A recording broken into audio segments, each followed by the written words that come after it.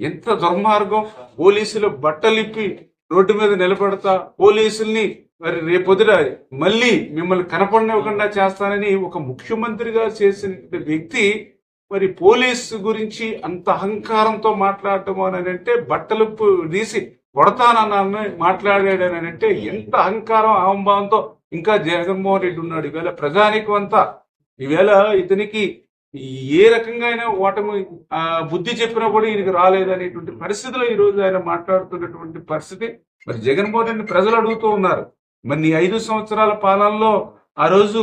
అంబేద్కర్ రాజ్యాంగాన్ని తొంగలో తొక్కి రాజారెడ్డి రాజ్యాంగాన్ని అమలు చేసినప్పుడు నీకు ఇవన్నీ కూడా గుర్తు రాలేదా?